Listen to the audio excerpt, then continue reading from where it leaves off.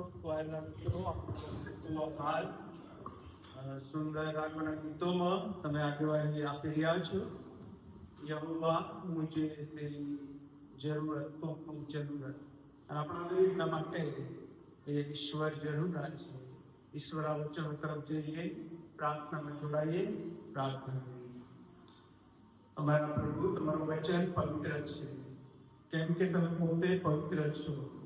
અને પવિત્ર વચન હૃદયો સાથે વ્યવહાર કરે છે, પરિવર્તિત કરે છે, અને વચન દ્વારા ઘણો બધો જીવનનો પોતે આશીર્વાદિત કરે છે, પણ આશીષરૂપ બને છે. આજે સવારે તમારું વચન શબ્દ માટે આશીર્વાદી બને તો તમે ખૂબ આવો. બોલનાર માત્ર સાંભળનારને ખાસ તમે કૃપા આપજો. આજે સવારે જાણીને તમારું વચન આવી રહ્યું છે એ જગ્યાઓને પુષ્કળ આશીર્વાદ કરો.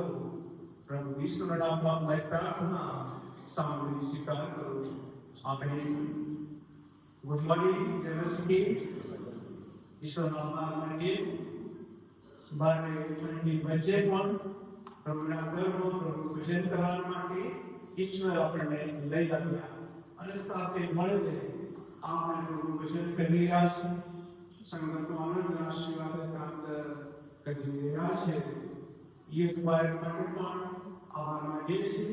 સુંદર ગીતોમાં આગેવાની તેઓ આપી રહ્યું છે. આપણું જે સિનિયર વાયર શીખે છો યુથ વાયર મોટિવેટ કર્યું છે. અને દર મહિનાનું ફ્યુચરમાં સિંગર વાયરે પોતે પોતાની જગ્યા છોડી છે અને સ્વેચ્છાએ કહ્યું કે હા, યુથ વાયરને અમે આ જગ્યા આપીએ છીએ. અને દિશામાં તેઓ આગળવાની આપી રહ્યા છે. ક્યાં કોઈ લડાઈ હોઈ શકે, ક્યાં કોઈ ગુનો હોઈ શકે, કેમ કે યુથ વાયર પાસે એવો લાંબો અનુભવ નથી.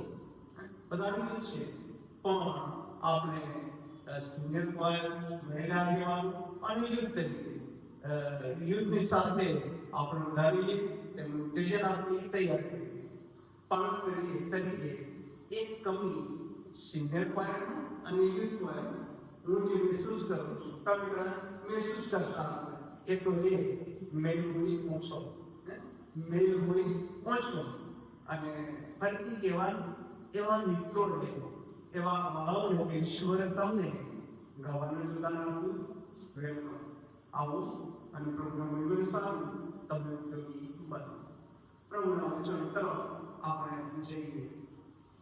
3 જુદા શાસ્ત્ર ભાગો આપણે વાંચ્યા અને એમાંથી લુક 5:1-11 આધારિત બીજા ખંડના વચનો આધારિત પ્રભુનું વચન આપણે જોવાના છીએ. ગયા રવિવારે જૂના કરારનું સૌથી નાનું પુસ્તક જેનો આપણે અભ્યાસ કર્યો હતો, ઓબાદ્યા, અદોમ વિશે, દેવાણી અને તેના સંબંધી કેટલીક બાબતો આપણે જોઈ ગયા હતા. આજે સવારે લુક 5:1-11 અને બીજા શાસ્ત્ર ભાગોને ધ્યાનમાં રાખીને પ્રભુના વચનો તરફ આપણે જઈશું. આ શાસ્ત્ર ભાગ આપણા માટે નવો નથી. આ શાસ્ત્ર ભાગનું પાત્ર આપણા દરેક માટે નવું નથી. સંદેશ પૂરતી નાનપણથી જ તમે હું એ શાસ્ત્ર ભાગ અને આ પાત્રને સારી રીતે અભ્યાસ કર્યો, જાણીએ છીએ અને દિશામાં આગળ વધીએ છીએ. પણ એક વાત ચોક્કસ છે, પ્રભુનું વચન જેટલી વાર વાંચીએ, જેટલી વાર મનન કરીએ, તેટલી વાર નવા દ્રષ્ટિકોણથી આપણને નવી દિશા તરફ લઈ જશે, નવા આશીર્વાદ આપે છે. અને માટે જ મેં ગૌરવ કહ્યું કહીશ, બાઇબલ તમે એવી રીતે વાંચો કે નવી રીતે રીડ ધ બાઇબલ. આપણા આમ કહેતા હોય છે રીડ ધ બાઇબલ, નવી રીતે, નવી સમજણ સાથે, નવા દૃષ્ટિકોણથી. તો એમાં ઈશ્વર પવિત્ર આત્મા આપણને નવી બાબતો શીખવશે, સમજાવશે અને આશીર્વાદ આપશે. હવે 5:1-11 શાસ્ત્ર ભાગ તરીકે આપણે વાંચ્યો, પરંતુ આજે તમારી સમક્ષ પિત્તરના પાત્ર સંબંધી કેટલીક મહત્વની બાબતો છે હું કહીશ. પિત્તર સંબંધિત જેટલું કહીએ એટલું ઓછો પડે, અથવા તો આપણા માટે 25, 30, 40 કે કલાકનો સમય પણ ઓછો પડે. એટલું બધું એમના જીવન સંબંધી બાબતો આપણી સમક્ષ છે.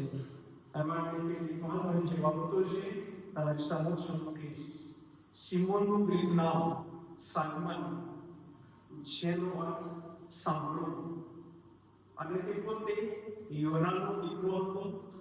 એના ભાઈનું નામ જે પોતે પણ ઈસુનો શિષ્ય હતો, એટલે કે અંદ્રિયા.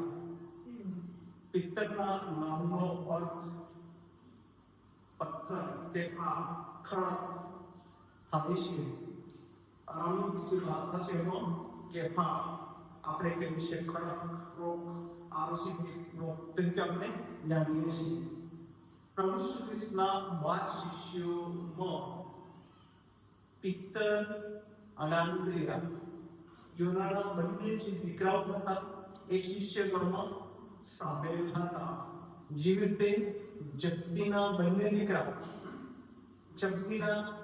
દીકરા યાકૂબ અને યોહાન, એવી રીતે યોનાના બંને દીકરા પિત્તર અને અંદ્રિયા ઈસુની ટીમમાં સામેલ હતા. અને 12 શિષ્યો આપણે જોઈએ છીએ ત્યારે 12 શિષ્યોમાં પણ જુદી જુદી જે એમનો વર્તુળ આપણને જોવા મળે છે.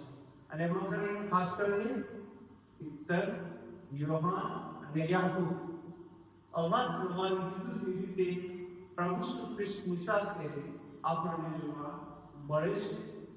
વાર્તાલાપ કરતા, વ્યવહાર કરતા, પ્રશ્નો કરતા, સાથે નવી પેઢીમાં આવવાની તત્વણ આ 3 જે આપણે ત્રિપુટી કહી શકીએ.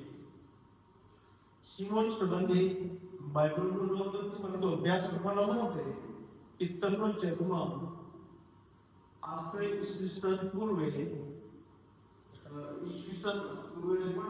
ઈસવીસન પહેલી સદીમાં બેલસગામાં થયો હતો.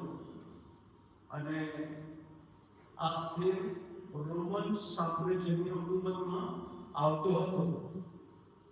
અને પિત્તરનું મરણ ઈસવીસન 67માં થયું હતું. તે જે નીરો પાસાનો સમય હતો, અને નીરો પાસાના સમયમાં 27માં તેનું મરણ થયું હતું. અને વસ્તુનું એક આગવું મરણ પિત્તરે પણ સહન કર્યું. મેં કહ્યું કે બાઇબલ નથી, પણ અભ્યાસ કરવાનો જે મત છે તે. અને કહેવામાં આવ્યું છે તે પ્રમાણે કે પિત્તરે એમ કહ્યું હતું કે મારા પ્રભુને તમે વધસ્તંભ પર જણેને મારી રાખી સીધા, પણ મને ઊંધો લટકાવી મારી નાખો. અને અભ્યાસકો એમ કહે છે કે એમની વિનંતીથી વધસ્તંભ પર એમને ટાંગવામાં આવ્યું, જણને મારી દેવામાં આવ્યું. ત્યારે એમના પગ ઉપર રાખવામાં આવ્યા અને શિર, માથું નીચે રાખવામાં આવ્યું. અને એ તેમણે પોતે એ શહીદીનો સામનો કર્યો હતો. અને પિત્તરના સંબંધમાં કેટલીક મહત્વની બાબતો બાઇબલમાંથી પણ આપણને જોવા મળે છે. તે તરફ આપણે દૃષ્ટિ કરીએ. લુક 5:11 તરફ આપણે દૃષ્ટિ કરીએ છીએ ત્યારે આ બંને સરોવરની વાત આવે છે. આ જે બંને સરોવર છે એ સરોવરને કાંઠે બીજા વચન પ્રમાણે 2 હોડી લાગેલી અને માછીમારો પોતાની જાળો ધોતા હતા. આ સમય હતો કે માછીમારો માછી મારીને પર કિનારે આવ્યા, હોડીઓ લાગી અને માછીઓ પોતાની જાળો ધોતા હતા. જાળો એ માટે ધોવામાં આવે કે એમાં જે કચરો હોય તે દૂર કરવામાં આવે, એમાં જે ચીકણાટ હોય એ દૂર કરવામાં આવે, સ્વચ્છ કરવામાં આવે, અને એ બરોડ ન થઈ જાય, એને નુકસાન ન પહોંચે, એના માટે સફાઈ કરવામાં આવે. એ માટે બીજા દિવસે એનો ઉપયોગ ફરીથી કરી શકાય. અને આ માછી મારું કામ પિત્તર અને તેની ટીમ કરી રહ્યા હતા. અને એ સમય દરમિયાન પ્રભુ ખ્રિસ્ત ત્યાં આવે છે અને ત્રીજું વચન એ છે તે હોડીઓમાંની એક સિમોનની હતી. તે હોડીઓમાંની એક સિમોનની હતી. હોડી તે પણ સિમોનની હોડીનો ઉપયોગ ઈસુ અહીંયા કરે છે અને લખવાનું છે કે તેના પર તે એને ઈસુ ચડ્યો ને તેને કાંઠેથી થોડે દૂર હંકારવાનું કહ્યું. ત્યારે તેમાં લોકોને બોધ કર્યું. બહુ મહત્વના પ્રભુ ખ્રિસ્ત એ યોહાનની હોડીનો ઉપયોગ કરે છે, કાંઠેથી થોડે અંદર રહી જાય છે એ માટે લોકોને બોધ આપી શકે. જો કે આ વિચાર આપણે મજબૂત મૂકીએ અને પિત્તર તરફ આપણે દ્રષ્ટિ વ્યક્ત કરીને આગળ કરીએ છીએ. અને ત્યાર પછી ચોથું વચન દેશી બોધ કરીને આપણે છે ત્યારે સિમોનને કહ્યું કે ઊંડા માળે હંકારીને માછલા પકડવા સારું તમારે ચામડું નાખો. આ ઈસુનો આદેશ હતો. ઊંડા પાણીમાં હંકારો, ત્યાં તમારી ચામડો નાખો, તમને માછલા મળશે. પિત્તર પોતે નિયમ પોતાની વાસ્તવિક પરિસ્થિતિ જણાવી અને પાંચમું વચન કહેશે સિમોને તેનો ઉત્તર આપ્યો કે સ્વામી અમે આખી રાત મહેનત કરી પણ કશું પકડ્યું નહીં. આપણી માનવ જીવનની યાત્રામાં અનેક વખત આપણે બહુ શ્રમ કરી, વર્ષોના વર્ષો શ્રમ કરી. પિત્તર કહે પ્રભુ અમે આખી રાત મહેનત કરી કશું પકડી શક્યા. ત્યાર પછી પિત્તર એમ કહે છે કે તો પણ તારા કયાથી હું જવાબ નાખીશ, તો પણ તારા કયાથી હું જવાબ નાખીશ. પિત્તર એમને આખી ટીમ ના આપે. પિત્તરને કહી શક્યો હોત આખી રાત શ્રમ કરી, આખી રાત મહેનત કરી, હવે અમારો ઘરે જવાનો સમય થઈ ગયો, ઘરે અમારા કુટુંબના બાળકો મંત્રી બધા મારી રાહ જોતા હશે. કહી શકે પણ પિત્તર એમ કહે છે તો પણ તારા કયાથી હું જવાબ નાખીશ. રાયનો લક્ષણ પડ્યું અને પછી એવું બન્યું છઠ્ઠા વચનમાં એમ કહ્યા પછી તેઓએ માછલાનો મોટો જથ્થો ઘેરી લીધો એટલે સુધી તેઓની જાળ. સાતમું વચન તેઓના ભાગ્યા બીજી હોડીમાં હતા. તેઓને તેવું ઇશારો કર્યો કે તેઓ આવીને તેઓને સહાય કરે. તેઓએ આપણને બંને હોડી લઈ ભરી કે તેઓ ડૂબવા લાગ્યા. આદેશ ને આદેશનું પાલન અને જેના કારણે પિત્તરે એ રાત કશું પકડ્યું અને એવી રીતે કેટલી રાતો પિત્તરના જીવનમાંથી પસાર થઈ હશે કે નિષ્ફળતા સાથે એને ઘરે જવું પડ્યું હશે. કેટલાક દિવસો છે કે અમે પકડાયા હતા પછી પણ એ રાતે કશું પકડ્યું પણ કહ્યું કે તારા કયાથી તું જાવ નાખવાનો મોટો જથ્થો પકડી અને એટલો મોટો જથ્થો કે પોતાના જે મિત્રો હતા એમને બોલાવવામાં આવે કે તેઓ આવીને તેઓની મદદ કરે, સહાય કરે અને તેઓ આવીને તેને મદદ કરે છે અને સહાય પણ કરે છે. આપણી ખ્રિસ્તી જીવનની યાત્રા, વિશ્વાસની યાત્રા, ઘણી વખત અનેક પ્રાર્થનાઓ આપણે કરી, અનેક પ્રયત્નો આપણે કર્યા, અનેક પ્રભુનું વચન માન્યું, અનેક જુદા ધાર્મિક કાર્યો કર્યા. આપણને એમ લાગે કે હવે મને નિષ્ફળતા મળી છે, મને ક્યાંય સહાય મળી નથી. પણ પ્રભુના એક અવાજ આપણે સાંભળીએ, સ્વીકારીએ અને એ અવાજ આપણા દરેક માટે વ્યક્તિગત ધોરણે આશીષનું કારણ બની શકે છે. આજે સવારે જે લોકોની મરણ કર્યું હશે એમને ખબર હશે માર્ગની સુવાર્તામાંથી પ્રભુ શ્રી કૃષ્ણ આખો દિવસ શ્રમ કરીને હોડીની મુસાફરીમાં શિષ્યોની સાથે હતા, ઊંઘી ગયા, તોફાન શરૂ થઈ એટલે સુધી કે હોડીમાં પાણી ભરવા લાગ્યું. શિષ્યો ગભરાઈ ગયા કે હવે અમે ઊંઘી જઈશું અને ઈસુ હોડીમાં જીવતા અને ઈસુને જગાડીને કહ્યું સ્વામી સ્વામી અમને બચાવો. અને ઈસુએ તરત જ સમુદ્રને પવનને વાવાઝોડા ધમકાવ્યું, શાંત કર્યું અને શિષ્યો અચરતી પામ્યા. શિષ્યો અચરતી પામ્યા. આપણા જીવનની ગમે એટલી અકલ્પનીય ઘટનાઓ આવી ત્યાં એવી પરિસ્થિતિમાં આપણા ઈશ્વર આપણાથી દૂર નથી, આપણી સાથે આપણી પાસે જ છે. પણ એનો અવાજ, એનો અહેસાસ આપણે વચન દ્વારા, પ્રાર્થના દ્વારા, શરીર દ્વારા આપણે કરવું જોઈએ. અને તે માટે અહીં પિત્તર એમ કહે છે કે તારા કયાથી હું જમા નાખીશ. નાખ્યું, મોટો જથ્થો પકડવામાં આવ્યો, એના ભાઈઓને બોલાવવામાં આવ્યા અને તેઓ પણ તેમને મદદરૂપ બન્યા. અને આપણું વચન એ કહે છે, તે જોઈને સિમોન પિત્તરે ઈસુના પગ આગળ પડીને કહ્યું કે ઓ પ્રભુ, મારી પાસેથી જા. ઓ પ્રભુ, મારી પાસેથી જા, કારણ કે હું પાપી માણસ છું. બહુ મહત્વની વાત. આખી રાત નિષ્ફળતા, અને નિષ્ફળતા પછી ઈસુ તેમની હોડીનો ઉપયોગ કરી એમની સાથે આવ્યા. જે જગ્યામાં જાળો નાખવાનું કોઈ ધ્યાન આપી અને સફળતા હાંસલ કરી. એ આનંદ વ્યાપી ગયો પિત્તર માટે, શિષ્ય માટે. પણ આવી પરિસ્થિતિમાં પિત્તર પોતાના સ્વામી માટે કરાર કરે છે, કબૂલાત કરે છે, પ્રસ્તાવ કરે છે. એનું આખું વચન, ઓ પ્રભુ, મારી પાસેથી દૂર જા. એની હોડીમાં ઈસુ હતા, એમની સાથે હતા, જે એમાં આખી રાત મહેનત કરી હતી. એ માધવનો મોટો જથ્થો એની નજર સામે હતો. એ બધું પિત્તર માટે અહીંયા મૌન બની જાય છે, શૂન્યમાં બની જાય છે. અને એમ કહે છે કે હું પાપી માણસ, આઈ એમ સિનર, હું પાપી માણસ.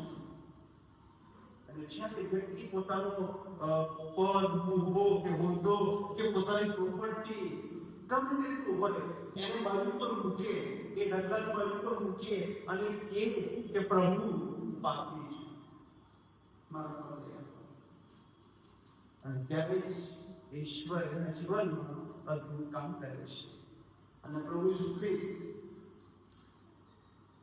એના માટે એમ કહે છે 10મું વચન, જગદીના દીકરા તથા યુવાન જેવો સિમોનના ભાગ્યા હતા, તેઓને પણ અચંબો લાગ્યો.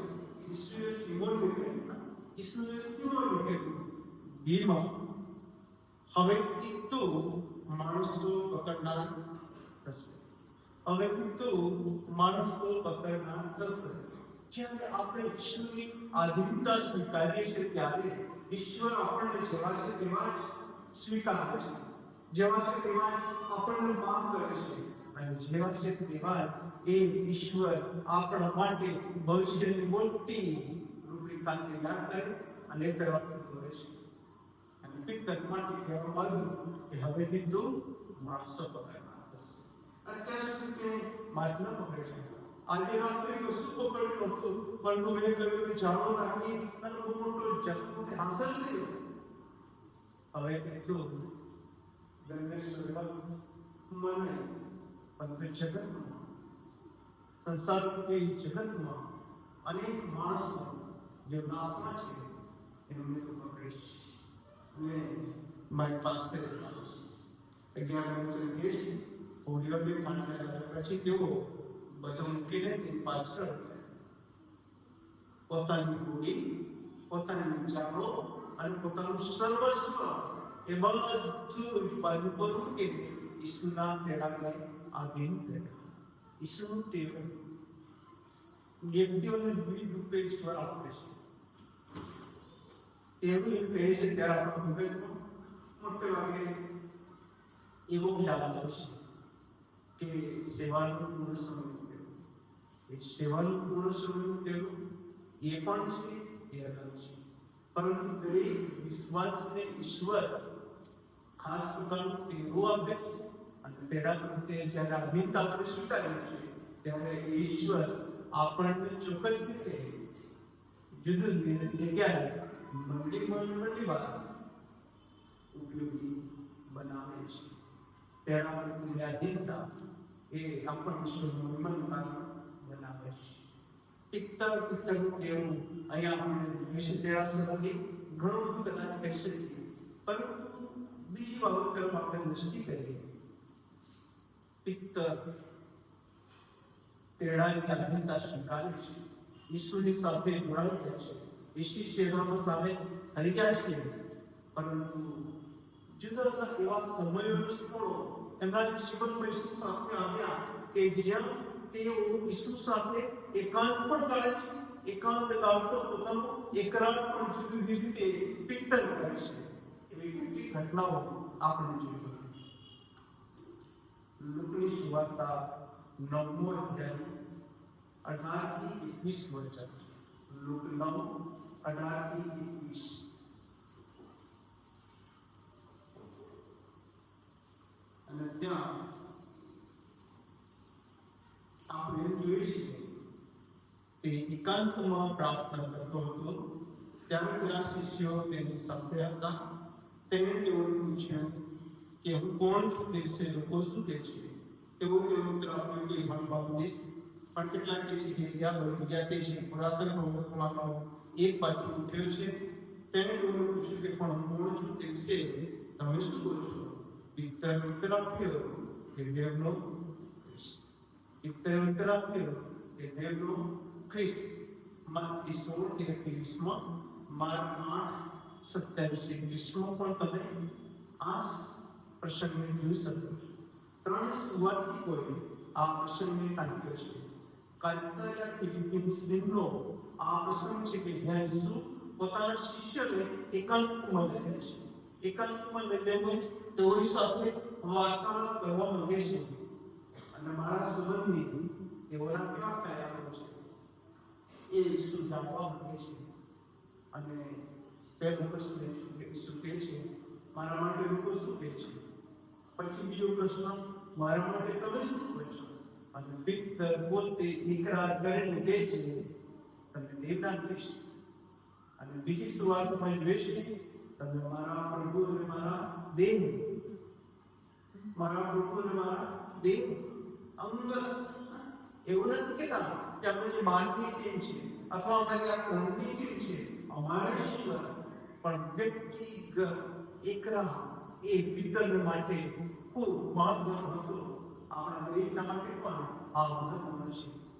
આજે સવારે પ્રભુના ઘરમાં તમે રહ્યું છે, સો આપણે કહી શકીએ કે ઈસુ મારું તારણહાર, ઈસુ મારું તારણહાર, જીસસ ઇઝ માય સેવિયર, કે મારા ઉદ્ધાર કરતા છે, મારો બચાવનાર છે. એ વ્યક્તિગત એકરારની વાત કરે છે, જે પિત્તરે ન કર્યો. બીજો પ્રશ્ન નિરાધાર આપણે જોઈએ. માથી 17:1-23, માર્ક 9:2-13 અને લુક 9:28-36 તમે જોઈ શકો ઈસુના રૂપાંતરની ઘટનાની મળે છે. લુક 9:28-36 તમે જોઈ શકો છો. લખવામાં પ્રમાણે લુક 9:28, એ વાતો કયાને આશરે 8 દાડા પછી તે પિત્તર, યોહાન અને યાકૂબને તેમને પ્રાર્થના કરવા સારું પહાડ પર ગયો. તે પ્રાર્થના કરતો હતો ત્યારે તેના ચહેરાનું સ્વરૂપ બદલાઈ ગયું અને તેના વસ્ત્ર ઉજળો તથા ચળકતા થયા. ત્યારે જુઓ, બે પુરુષ એટલે મુસાફર આવ્યા, તેની સાથે વાત કરતા હતા, તેનો મહિમા દેખાડતા હતા અને યરુશલેમમાં તેઓ જે મનોરમાન તે સંબંધની વાત કરતા હતા. હવે પિત્તર તથા જેઓ તેની સાથે હતા તેઓ ઊંઘથી ઘેરાયેલા હતા. પણ જ્યારે તેઓ જાગૃત થયા ત્યારે તેઓએ તેનો મહિમા દીઠો તથા તેની સાથે જે પુરુષ હતા તેઓને પણ દીઠા. તેઓ તેની પાસે વિદાય થયા ત્યારે પિત્તરે ઈસુને કહ્યું, ત્યારે પિત્તરે ઈસુને કહ્યું, સ્વામી, અહીં રહેવું આપણા માટે સારું છે. સ્વામી, અહીંયા રહેવું આપણા માટે સારું છે. તું કે તો મેં 3 મળવા લાગી, એક તારે સારું, એક નુકસાન સારું અને એક એલિયાનું સારું. પિત્તર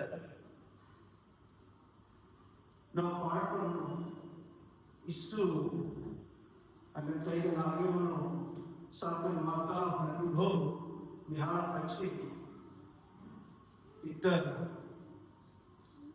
ના આપણો જે સ્વભાવ છે ઉતાવળ આપણે કહીએ છીએ એ સ્વભાવ પણ જોવા મળે છે.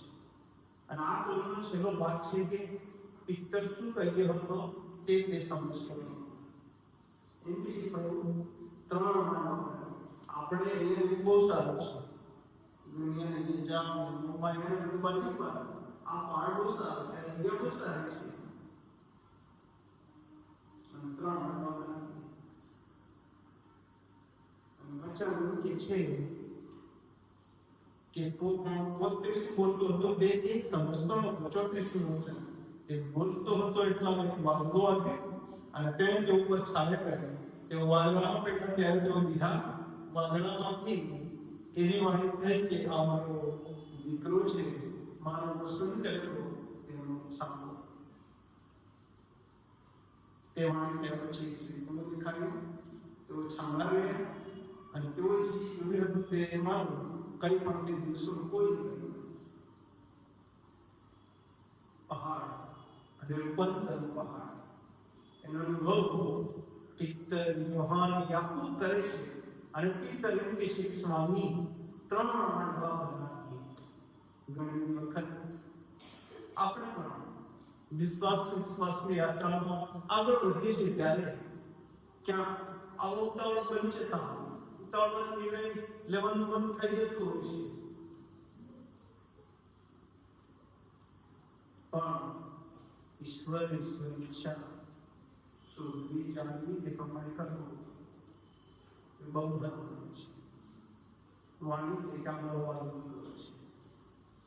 અને ખ્રિસ્ત એ પુત્ર દીકરા સ્વરૂપા જગતમાં આવ્યા હતા અને એ જ રાય અધ્યાય પ્રભુ આ જીવતા છે એનો આપણે હંમેશા સાંભળીએ. ત્રીજો પ્રસંગ એકાંત અનુભવની વાત આપણે કરી રહ્યા છે ત્યારે કાંસાર ફિલિપિન્સી રૂપાંતરનો પાઠ અને હવે કાંસાર ફિલિપિન કોઈ સીમ નથી કે કોઈ સીમાડું બાબત નથી, પણ એક એવી જગ્યા કે જ્યાં પિત્તરના ત્રણેય શિષ્યો અને બીજા શિષ્યો પણ એનો અનુભવ ધરાવતા. માથી 14:22-33 તમે જોઈ શકો છો. ઈસુએ શિષ્યોને કહ્યું કે તમે સામે પ્રાપ્ત. અને ત્યાર પછી શિષ્યોને હોડીમાં બેસાડીને તેમને વિદાય કર્યા. 22 અને 23 વચન કહે છે અને લોકોને વિદાય કર્યા પછી તે પ્રાર્થના કરવાની પહાડ પર એકાંતે ગયો અને સાંજ પડી ત્યારે તે ત્યાં એકલો. 24 વચન પણ તે વખતે કોઈ સમુદ્ર પ્રત્યે મોજાઓથી લમણો થતી હતી કેમ કે પવન સાંભળો હતો અને રાતના ચોથા પોરે સમુદ્ર પર ચાલતો તેઓની પાસે આવ્યો. ઈસુને ચાલતો સમુદ્ર પાર ઉપર શિષ્યો છે. અને જ્યારે આ ઘટના જુએ છે ત્યારે શિષ્યના મનમાં શું ખ્યાલ આવે છે? આવું કરી જોયું અને જ્યારે સમુદ્ર પર ચાલતું જોયું ત્યારે તેઓ ગભરાઈ ગયા અને એમના મનમાંથી આવા શબ્દો પણ નીકળી જાય છે, એ તો ભૂત છે, એ તો ભૂત છે. અને ભૂત એમ કહે છે જ્યારે ઘણા બધા લોકોને દિવસે બીક લાગ્યા અને આપણા ભૂતની તો વાત અલગ, પણ દિવસે પણ ઘણા બીક લાગતી હોય છે. ભૂત એમ અને શિષ્ય ગભરાઈ ગયા છે, બીએ છે. પણ પ્રભુ ઈસુ ખ્રિસ્ત 27 વચનમાં કહે છે હિંમત રાખો, એ તો હું છું, બીહો. અને 28 વચન કહે છે ત્યારે તેને ઉત્તર આપ્યો, ત્યારે પિત્તર તેને ઈસુને ઉત્તર આપ્યો કે પ્રભુ જો એ તો હોય તો મને આજ્ઞા આપો કે હું પાણી પર ચાલીને તારી પાસે આવું. પિત્તર એટલો બધો ઉતાવળો ન પૂછ્યો ઘણી બધી વખત આપણે પણ આપણા ઘરના કુટુંબમાં ચારમાંથી એક તો ઉતાવળું હોય ને, બોલવામાં ઉતાવળું હોય, કામમાં ઉતાવળું હોય, બધી રીતે. અને પછી આપણે શું કહીએ, અરે આટલી ઉતાવળ સારી, થોડી ધીરજ રાખો, થોડી શાંતિ રાખો. આવો શબ્દો આપણે ઘરમાં કહેતા હોય છે. અને એ વિરુદ્ધમાં આપણા ઘરમાં ઘણા બધા સભ્યો હોય કે જેઓ એટલા શાંત કે ઠંડા હોય, એમને આપણે શું કહીએ, જે ઉતાવળ, અરે થોડી ઝડપ તો કરો, થોડી સ્પીડ તો કરો, આવા ઠંડા કેવા સુધી રહેવાનું. અને આવું આપણા કુટુંબમાં ચાલતું હોય છે. પિત્તર સ્વરૂપ જોઈએ છે શિષ્ય ઘરમાં એ રૂપાંતરના પાઠ ઉતાવળ બને છે. અહીંયા પણ એક બાજુ બીક અને ગભરાઈ જાય છે. અને જ્યારે ઈશ્વરે કહ્યું હિંમત રાખો, બીગો નહીં, એ તો હું છું, ત્યારે પિત્તર કંકરાળ થઈ જાય છે. પ્રભુજી તમને જો તમે મને આજ્ઞા કરો કે હું તમારી પાસે પાણી પર ચાલીને આવું, અને ઈશ્વરે કહ્યું આવ, ઈશ્વરે કહ્યું આવ. તમારા મારા સ્વર્ગે જે સમુદ્રના ભાગ કરે, યર્દનના કોઈ ભાગ કરે, શિરોના મુખ બંધ કરે, એ ઈશ્વર પિત્તરના ઈશ્વર બને છે. અને પિત્તર કહે છે કે આવ, અને પિત્તર પાણી પર ચાલવા લાગે છે. આ અનુભવ કર્યો હશે. અત્યાર સુધી પોતાની રૂઢિનો ઉપયોગ કરીને હોળીમાં એને ભાગ મૂકવો પડ્યા હશે, પણ આ બે પહેલા એવો અનુભવ હતો કે પાણી પર ચાલે છે, હોળી વગર ચાલે છે, કોઈના સહારા વગર ચાલે છે. અને પિત્તર પાણી પર ચાલવા લાગ્યો. પરિસ્થિતિ એવી બને છે, ક્રિસ્તનો વચન એમ કે છે, પણ પવન દેખીને તે બીજોને ડૂબવા લાગ્યો. તેથી તેને બૂમ પાડી કે ઓ પ્રભુ મને બચાવ, ઓ પ્રભુ મને બચાવ. માનવી જીવન યાત્રામાં આપણે એક લક્ષ્ય રાખીને ઈશ્વર તરફ ચાલીએ છીએ, પરંતુ એ ચાલતા ચાલતા વાવાઝોડા આવે, મુશ્કેલીઓ આવે, અને વિપળોમાં આપણે આપણી દૃષ્ટિ આપણા તેનારની દૃષ્ટિથી અલગ કરીએ છીએ, ત્યારે પડી જઈએ છીએ, તથા નિરાશ થઈ જઈએ છીએ. અને ઈશ્વરે તેમનો હાથ લાંબો કર્યો, ઈશ્વરે તેનો હાથ લાંબો કરીને તેને પકડી લીધો, બચાવી લીધો. કૃષ્ણવાળા આપણે ગમે તેટલી નિષ્ફળતામાં ગયા, ગમે તેટલા પાપના ઉઘાડમાં ડૂબતા હોઈએ, પણ ઈશ્વરનો આ હાથ એ આપણને જાણવા માંગે છે, પકડવા માંગે છે. ઇવન કોઈ કહીશ એક આદમી જો આપણું દેખાય, સમુદ્રમાં આપણું શરીર ડૂબી ગયું હોય, પાણીમાં આપણું શરીર આપણું ડૂબી જાય, એક આદમી જો દેખાય તો પણ ઈશ્વર એ આગળનું જોવા માંગે છે, પકડવા માંગે છે. તમારા મનમાંથી એવા જે કોઈ મિત્રો, જો તમે તેવા પાપ ગુનાહમાં ગરકામાં ડૂબી રહ્યા છો અને કોઈ આશા નથી, તો ઈશ્વરને કહો, ઓ ઈશ્વર મને બચાવો, ઓ ઈશ્વર મને ઉદ્ધારો. અને ચોક્કસ લાગુ પોતાનો હાથ લાગુ કરશે, બચાવશે, છોડાવશે. ચોથી ઘટના એકાંત અનુભવમાં કાયસરથી રૂપાંતર સમુદ્ર પર, અને ત્યાર પછી યુહાન 6 અને 66 એટલે 70 વાક્ય તરફ તમે જોઈ શકો છો. આ એવો સમય હતો કે જુવાન હતો, જેની પાસે પોતાનું ટિફિન હતું, 5 રોટલી 2 માંથી એક વાર ઈશ્વરે અદ્ભુત ચમત્કાર કર્યો, અને ચમત્કાર કર્યો ત્યારે લોકો ખાઈને ધરાયા, અને ધરાયા પછી વિખ્યાત પણ ગયા. પણ યહૂદી જે લોકો હતા, એ લોકો વિખ્યાત જે આશીર્વાદ આપ્યો હતો, એ આશીર્વાદ આપનારની પાછળ તેઓ પડી ગયા હતા. અને માટે ઈશ્વરે તેઓને તમામને શિક્ષણ આપ્યું, કહ્યું કે જે આસવંત છે એને સારું તમે મહેનત કરો છો, પણ જે અનંત જીવન સુધી ટકી રહે છે એ ખોરાક હું તમને આપીશ. અને 6:35 કહે છે, જીવનની રોટલી હું છું, જે મારી પાસે આવે છે તેને ભૂખ નહીં લાગશે, અને જે મારા પર વિશ્વાસ કરે છે તેને કદી ત્રાસ નહીં દેવાશે.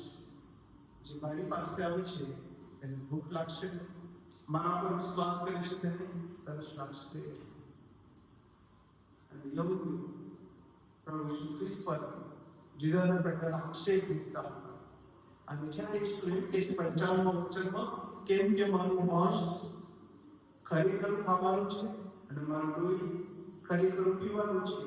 જે મારું માંસ ખાય છે, મારું લોહી પીએ છે, તે મારામાં રહે છે અને હું તેનામાં રહું છું. અને જ્યારે આ રીતે ઈસુ કહી રહ્યા હતા ત્યારે યહૂદી વર્ગમાં કેટલીને વિરોધ કર્યો. 60મું વચન કહે છે, એ માટે તેના શિષ્યોમાંના ઘણાએ એ સાંભળીને કહ્યું કે આ કઠણ વાત છે, એ કોણ સાંભળી શકે? અને કચ્છ અને છેલ્લે 66 થી અન્ય 70માં પિત્તરનો પોતાનો જે વ્યક્તિગત એક રાજ છે એની નોંધ જોવા મળે છે.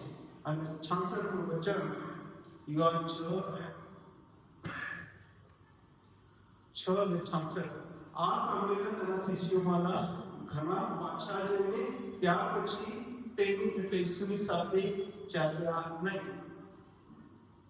66 તે માટે ઈસુએ 12 શિષ્યોને પૂછ્યું કે શું તમે પણ જતા રહેવા ચાહો છો?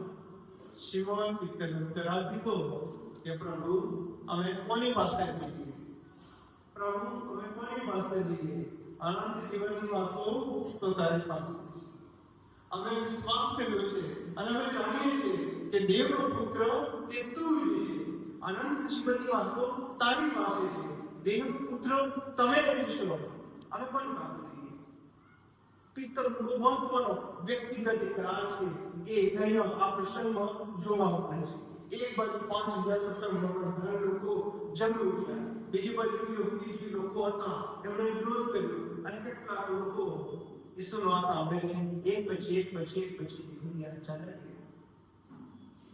અને પ્રભુ ઈસુ ખ્રિસ્ત જે પાછળ ફિલિપીન સીમમાં 12 શિષ્યોને પૂછે છે, અહીંયા પણ ઈસુ 12 શિષ્યોને 67મા વચનમાં પૂછે છે કે શું તમે પણ જતા રહેવા ચાહો છો?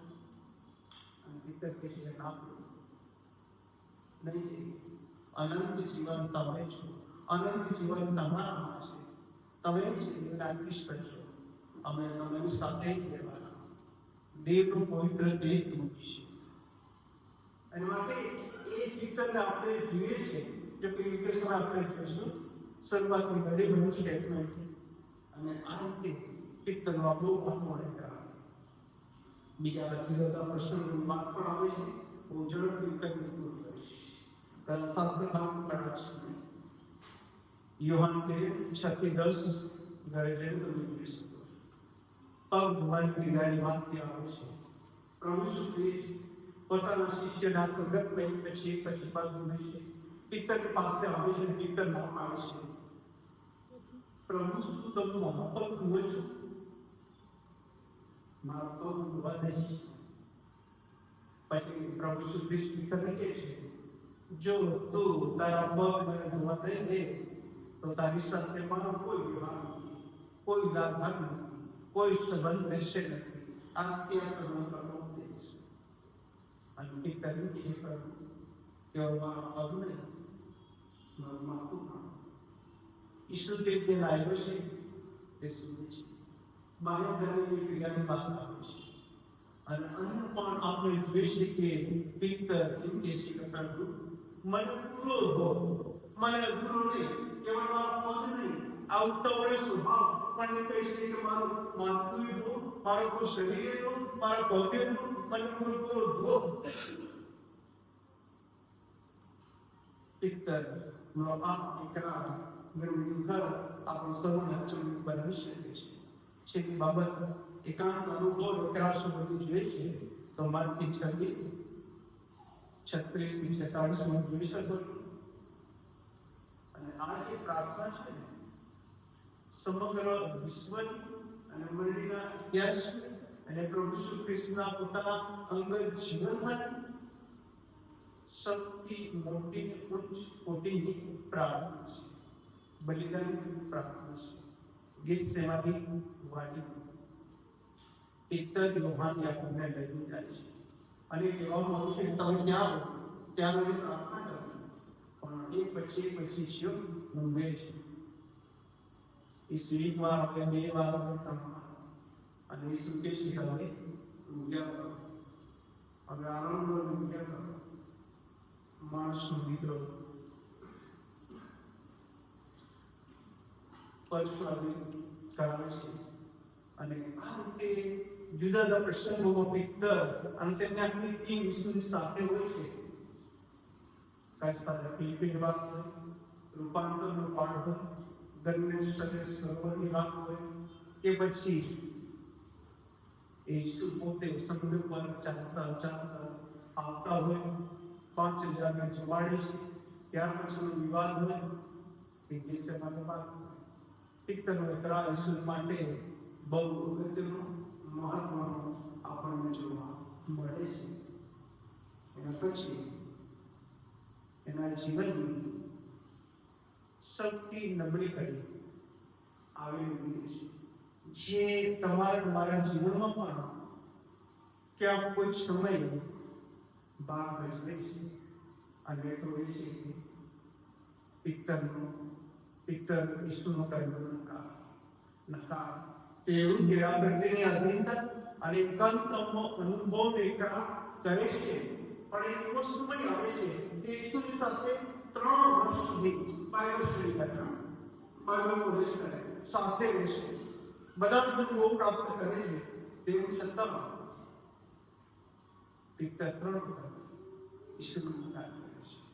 જો કે ઈસુએ પિત્તરને ગામથી કઈ દીધું હતું.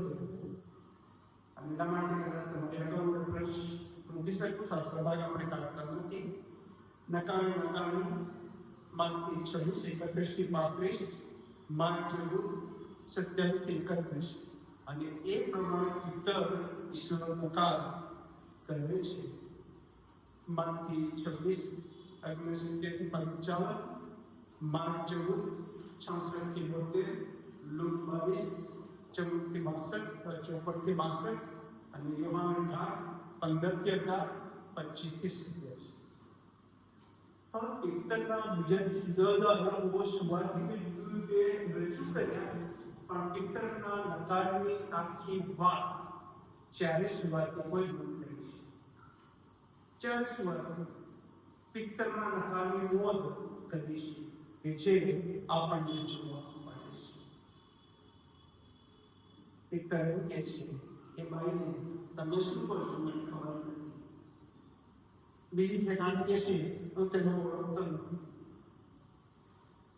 હું તેને જાણતો નથી. આ એવો સમય આવેલો હશે, આપણે કદાચ શું કહી શકાય કે બહુ જૂની ઉંમરના ખ્રિસ્તીઓ છે, સોસાયટીમાં રહીએ છીએ, સમૂહમાં રહીએ છીએ વિશ્વાસીઓ તરીકે, પણ જો પ્રથમ પેઢીમાં હોય, એક લોકો રહેતા હોય, ગામોમાં 2 ઘર હોય, 2 વ્યક્તિ હોય, અને ત્યાં આપણે જોઈએ છીએ જે ટીમમાં જુદા લોકો આવે, તપાસ કરે અને કહેવામાં આવે શું તમે ખ્રિસ્તી છો, શું તમે ધર્મ પરિવર્તન કર્યું છે, જાત જાતના પ્રશ્નો પૂછે. અને ત્યાં લોકો મોટી ચેલેન્જ એમના સિરે આવેલું થઈ જાય છે. અને આપણે ઘણું બધું સાક્ષી સાંભળીએ છીએ, તેથી પેઢીના વિશ્વાસી વાત આ ખ્રિસ્તી છે. ગયા દિવસ પણ એ દાદી કે એમણે કહ્યું તો મારા બાળકો આખું ઘર ખ્રિસ્તી હતું, આજે હું એટલી ખ્રિસ્તી છું. દૂર થવાના જુદા કારણો હોઈ શકે. આપણી માનવ જીવનની યાત્રામાં વિશ્વાસની યાત્રામાં પ્રભુ સાથે સંબંધમાં આપણે આગળ ચાલીએ છીએ ત્યારે ક્યાં આવી રીતે પડી ગયા છે, ઈશ્વરનો નકાર કર્યો છે, તો આત્મતપાસ સાથે ઈશ્વર પાસે આવે. ચોથી બાબત, પુનરુત્થાન પામેલા ઈસુ સાથેનો અનુભવ. યોહાન 21 અને યોહાન 21:1-14 જ્યારે તમે અભ્યાસ કરો, બહુ અગત્યની બાબત પિત્તરના માટે થઈ જાય છે. શિષ્યો માટે બની જાય છે અને આપણા માટે પણ બની છે. યોહાન 21 કલમમાં લખ્યું છે એ વિના ઉભેલા પછી તિબેરિયસના સમુદ્ર કાંઠે ઈસુએ ફરીથી શિષ્યોને દર્શન દીધું અને તેને આવીને દર્શન દીધું. સિમોન પીટર, થોમા, ગાલીના કામ નથાનિએલ, જબ્દીના દીકરા સાથે તેના શિષ્ય પુરાણ બીજા બે એ વક્તા થયા. ત્રીજું વચન કે છે સિમોન પીટર તેઓને કહે છે હું માછલા પકડવા અથવા માછલા મારવા જાઉં છું. અને તેઓ તેને કહે છે કે અમે પણ તારી સાથે આવીએ. ત્યારે તેઓ નીકળીને હોડીમાં બેઠા. પિત્તરે લાગ્યું કે આપણે ગુરુ આવ્યા, અમે તેમના શિષ્ય તરીકે સંભાળીશું. પ્રભુ સુધી સ્મરણ પામ્યા. હવે ફરીથી આપણે આપણો મૂળ વૃંદાવનથી ત્યાં આગળ વધીએ અને કેટલાક નામ મૂકવામાં આવ્યા છે અને બધાએ કહ્યું હવે પણ તારી સાથે ફરીથી આપણે કામમાં જોડાઈએ આગળ જઈએ. અને વચન કે છે તે રાત્રે ત્રીજું વચન છેલ્લો પણ તે રાત્રે તેઓને કહી ખબર છે પિત્તરને જે દિવસ ઈસુ મળ્યા તેની રાત્રે પિત્તરને કશું હાથમાં આવ્યું નહોતું. પુનરુત્થાન પામેલા પ્રભુ ઈસુ ખ્રિસ્ત હવે એ દર્શન આપે છે. તે રાત્રે પિત્તર શિષ્યો પોતાના મૂળ ધંધા પર ઈસુએ જે જવાબદારી આપી હતી, સેવાનું તેડું આપ્યું હતું, એ સેવાનું કાર્ય બાજુ પર મૂકીને તે તરફ આગળ વધે છે. પણ વચન કહે છે કે તે રાત્રે તેઓને કંઈ ન આવ્યું નહીં. ઓ પાણી રાજ સુધી બહુ પરંતુ તે ઈસુ જેમ શિષ્યો જાણ્યું નહીં. તેથી ઈસુ તેઓને કહે છે છોકરાઓ તમારી પાસે કંઈ ખાવાનું છે? તેઓ તેને ઉત્તર આપ્યો નથી. ત્યારે તેઓને કહ્યું કે હોળીની જમણી તરફ જાળ નાખો એટલે તમને મળશે. આ ઈસુ જે પિત્તરને કહ્યું હતું કે તમારી જાળો આ જગ્યા પર નાખો અને શિષ્યો નાખી અને મોટો માછલાનો જથ્થો આવ્યો હતો. પુનરુત્થાન પામેલા ઈસુ આ છઠ્ઠા વચનમાં કહે છે કે તમારી જાળ જમણી તરફ નાખો એટલે તમને મળશે. તેથી તેઓ તે તરફ જાળ નાખી પછી એટલી બધી માછલી તેમાં પકડી આવી કે તેઓ તેને ખેંચી શક્યા. એટલી બધી રાજા ઈશ્વર એમની સાથે છે, એમની આજ્ઞાનું પાલન શરૂ કરે છે, એમને ઈશ્વર આશીર્વાદો આપે છે. તેથી જે શિષ્ય પરીક્ષા કરી લાગતો હતો તે પિત્તરને કહે છે કે એ તો પ્રભુ છે. અત્યાર સુધી એ પિત્તર ઈશ્વરે જે તેવું સ્વીકાર્યું હતું ત્યારે ઈશ્વરની સાથે આવતો એ બોલ ભાષણ કરે એની પોતાની હોળીનો ઉપયોગ કરીને એ વચનો સાંભળ્યા ત્યાં સુધી પિત્તરનું હૃદય પીગળ્યું હતું. અને એ પિત્તરને કહ્યું કે તારે જાણવાની કે મોટો માછલાનો જથ્થો પકડાયો. ત્યારે પિત્તરે કહ્યું પ્રભુ પાપમાં આવશે, મારી પાસે તું જા. અહીંયા પણ આપણે જોઈએ છીએ કે પિત્તર આટલી બધી માછલીનો જથ્થો ત્યાં સુધી એનું પોતાનું મન કેટલું કઠણ કર્યું છે.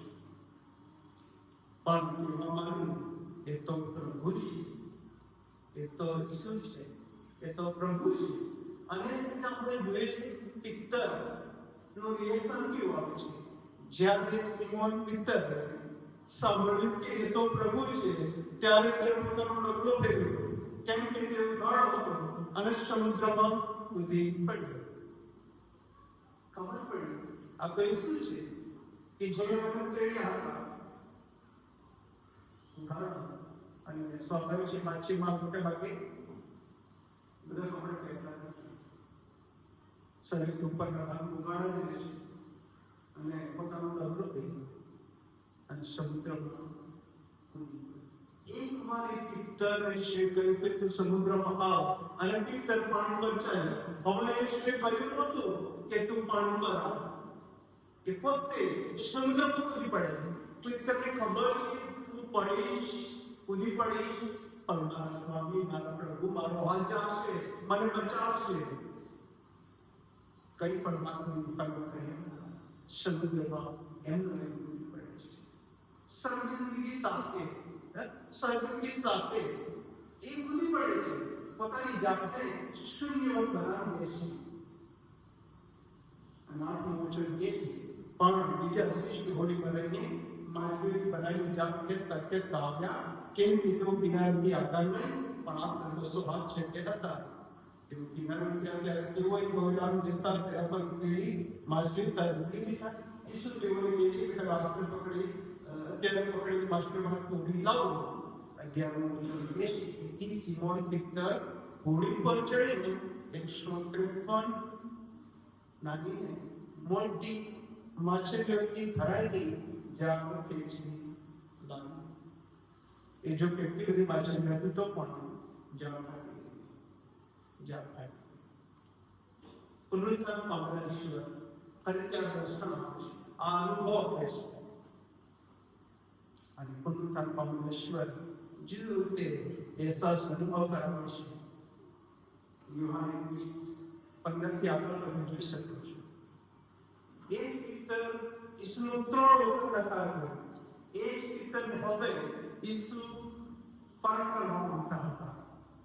તો ખડક છે મારા પર મારી મંડી બાંધીશ એવું ઈસુ કહ્યું હતું અને એ પાર કરવા માંગતા હતા. ત્યારે યોહાન 20:15 તમે જોઈ શકો છો.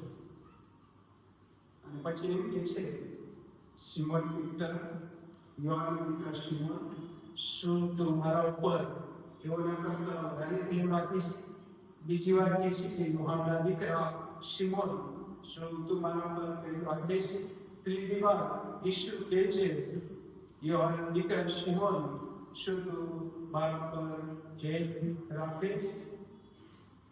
સિમોન પીટર 3 નાસીપાત છે, 3 વખત નકાર થાય છે. 3 પ્રકારના પ્રશ્નો પુનરુત્થાન પામેલા ઈસુ પિત્તરને પૂછે છે અને પિત્તર થાય છે. પિત્તર પાસે કહ્યું, મારા શું અધૂરાય, મારા સ્વાર્થમાં શું કમી? અને ત્યારે ફરીથી જેવું સુધી હોય છે ઈસુના હાથમાં સોંપાઈ જાય છે. અને ઈસુ એટલું વાક્ય 21:17 છેલ્લું વાક્ય, મારા ઘેટાને પાપ. ઈસુએ પોતે ઘેટાને સારું પોતાનો જીવ આપ્યો છે. એ ઘેટા કે જે માટે ઈસુ આ જગતમાં ફરી આવતા છે. એની જવાબદારી ઈશ્વરે તમને મને મંડળીને આગેવાનોને સોંપી છે કે આપણે એનું પ્રતિપાલન કરીએ, એમની કાળજી લઈએ. છેલ્લી બાબત પિત્તરની સમર્પિત સેવાઓ પ્રેરિતોના કૃત્યોથી બધા તમે જોઈ શકો છો. 1:14 પ્રભુ ઈસુ ખ્રિસ્તનો આકાશ પૂર્ણ થયો ત્યાર પછી 120 માણસો એ બેડી પર હતા, પ્રાર્થનામાં હતા. 120 માંથી 3000 માણસો પિત્તર પહેલો સંદેશો આપ્યો. 50 માંથી 3000 માણસો મંડળીમાં ગયા. ચોથા અધ્યાય તરફ તમે જાઓ, ત્રીજા અધ્યાય તરફ તમે જાઓ. જન્મથી લંગડો માણસ, અગાઉ ઓલરેડી સંદેશો મેં આપી દીધા છે. જન્મજાતનું સ્ટેટમાં પણ ઈશ્વર બહાર કાઢે છે. જન્મથી લંગડો માણસ, જેને આપણે કદાચ એમ કહી શકીએ લંગડો, જન્મથી લંગડો ભિખારી, મંદિરના સુંદર નામના દરવાજા પર લોકો બેસાડતા લઈ જતા. પિત્તર યોહાન બપોરે 3 વાગે પ્રાર્થના માટે જાય છે અને જ્યારે એની સાથે વાર્તાલાપ કરે છે ત્યારે પિત્તર એમ કહે છે કે સોનું તો અમારી પાસે નથી, પણ અમારી પાસે જે છે તે તને આપીશ. ઈસુના જે નામથી તું ચાલતો થા. અને માણસ ચાલતો થાય છે. અને ત્યાર પછી વિરોધ ઉભો થાય છે, જે ચોથા અધ્યાય તરફ જાય છે અને તેમને બંદીખાનામાં પણ મોકલવામાં આવે છે. 5મા અધ્યાયમાં અનાન્ય શાબ્દિકા અપવિત્રતા લોભના કારણે એમનો નાશ થાય છે. પિત્તર ત્યાં આગળ ચલાવી લેતો નથી. અને છેક એ બાબત તરફ જો તમે જાઓ તો 12મો અધ્યાય 57ની પરાકાષ્ઠા, શરૂઆતથી મળીને 57ની પરાકાષ્ઠા યોહાનના ભાઈ યાકૂબ ત્રિપુટી હતી. પિત્તર યોહાનને યાકૂબ, યોહાનના ભાઈ યાકૂબને તલવારથી કાપી નાખવામાં આવ્યો. યહૂદીઓને એ વાત સારી લાગે છે, ગમે છે, એમ સમજીને પિત્તરને પણ પકડવામાં આવ્યો અને જેલમાં નાખી દેવામાં આવ્યો, બંદીખાનામાં નાખી દેવામાં આવ્યો. એટલે કોઈ વાત ગુનો નહોતો. આજે આપણે જે છે રમઝાનમાં મિત્રો છે કે જેઓને વાત ગુના વગર જેલમાં જવું પડે, ઘણું બધું નુકસાન પણ વેઠવું પડે છે પ્રભુના અને પિત્તરને જેલમાં નાખવામાં. પ્રભુનું દૂધ એ સમય જેલમાં આવે છે, બંધનો દૂર કરે, એની સાંકળો દૂર કરે અને બહાર લઈ આવે છે. અને પ્રેતનો કૃત્યો બાર ચલો બાર તમે જોઈ શકો. યોહાન પાર્ક ના ઘરે ઘણા લોકો એકઠા થઈને પ્રાર્થના કરતા હતા. ઈશ્વર એ પિત્તર એ સાંભળવાનું આ ડરપો ઉતાવળીઓ ગભરું પિત્તર હવે બહુ સ્પષ્ટ હતો. અને આ તો માછીમાર અભણ છે, અજ્ઞાન છે, એવી માનસિકતાની માન્યતામાં રાખતા એ યહૂદીઓને મુખ્ય યાજકોને પવિત્ર આત્મા દ્વારા જે અદ્ભુત કામો થાય છે એનો અહેસાસ બહુ પણ આવ્યો હતો. એ પિત્તર ને આપણે જોઈએ છે કે 15 દેશ સાંભળી મળે છે, 70 સભ્યોની વડી સભા મળે છે અને ત્યાં એક એવો પ્રશ્ન આવે છે. ઘણા બધા સુવાર્તા સેવા આપતા જીતવામાં એના માટેના ધોરણો અને નિયમો ઠરાવવાની બાબત હતી. અને ત્યાં પિત્તર પોતે પોતાનું સ્ટેટમેન્ટ આપે છે. જે વડી સભાનું યાકૂબ પણ પોતાનું સ્ટેટમેન્ટ આપે છે.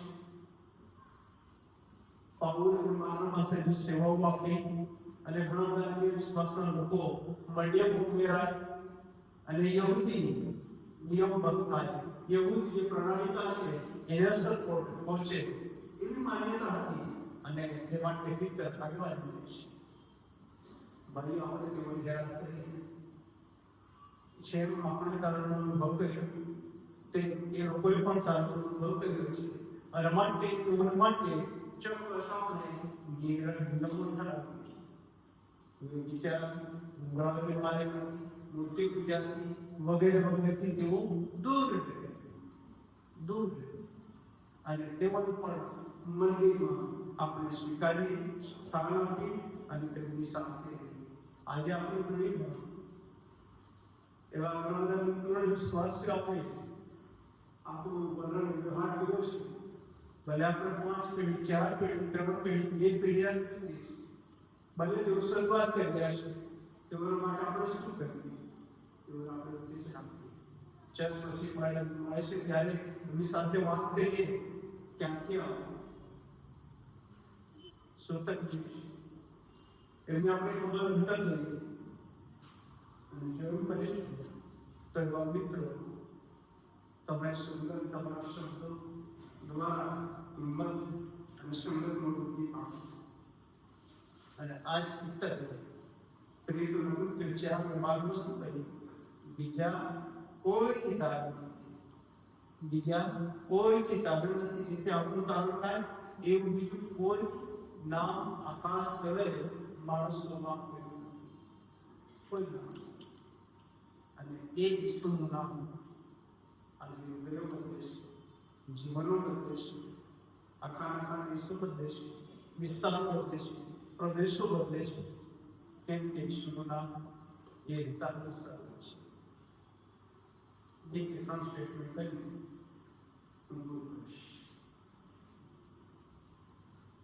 મહાન વ્યક્તિ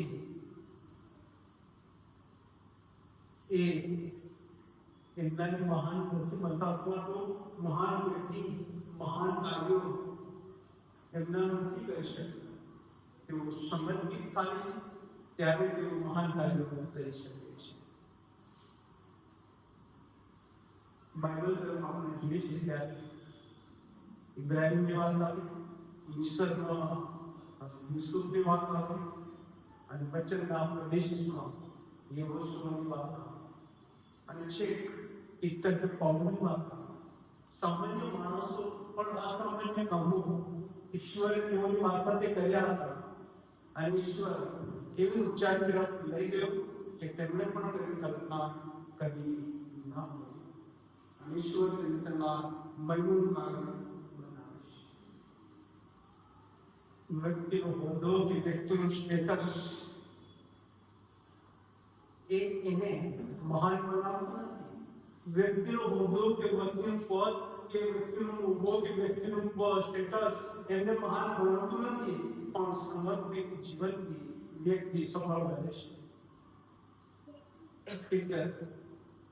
આખી જિંદગી આ કહી શકાય કે સમુદ્રમાં કાઢીને સમુદ્રમાં જ ડૂબ કરવાની હતી. પણ ઈશ્વરે તેમને બહાર કાઢીને કહ્યું કે હું તને માણસો પકડતા જ કરીશ. એ પિત્તર ઈશ્વર નકાર કર્યો, એ પિત્તર નિષ્ફળ ગયો. ફરી ઈશ્વરે કહ્યું મારા બેટાને 50મા દિવસે એનો પહેલો સંદેશ, પહેલા સંદેશા વ્યસનના કારણે અનેક લોકો 3000, 5000, 8000 એટલી બધી વૃદ્ધિ થઈ. એકલતા નહીં રહેશે. ઈશ્વર એ વર્ણના પછીમાં પિત્તરનો ઉપયોગ કરે છે. વ્યક્તિ પોતાના હોદ્દા કે સ્ટેટસથી સફળ થતી નથી, પણ સમર્પણ દ્વારા એ વ્યક્તિ સફળ થાય છે અને એ આપણને જીવી શકે છે. બાઇબલની 12મી અધ્યાયની વાત કરીએ ત્યારે અમેરિકન રાષ્ટ્રપતિ, ભૂતપૂર્વ રાષ્ટ્રપતિ અબ્રાહમ લિંકન, દક્ષિણ આફ્રિકાના રાષ્ટ્રપતિ, પૂર્વ રાષ્ટ્રપતિ નેલ્સન મંડેલા, આપણા દેશના મહાત્મા ગાંધી, એમના જીવનનું સુધરી આપણે જોઈએ છીએ. શા માટે તેઓ સફળ થયા? કેમ કે તેઓ જીતે બાબતોને સમર્પિત બન્યા અને માટે એટલી ઊંચાઈ તેમને પ્રાપ્ત કરી હતી. આજે ઘણા બધા લોકો એમને જુએ છે, કહે છે, જણાવે છે. ખ્રિસ્તી મંડળના ઇતિહાસ તરફ આપણે જઈએ છીએ ત્યારે એ મંડળના ઇતિહાસની વાત જો આપણે વિચારીએ ત્યારે આ રેડિયોની વાત આપણે ધર્મપિતૃની વાત આપણે શરૂઆતની બની સાથે કિંગ માર્ટિન લૂથર ધર્મ સુધારણાનો કિંગ કહી શકાય. આપણા દેશમાં સુવાર્તા ઈશ્વરમ લઈને ઘણા બધા મિશનરી આવ્યા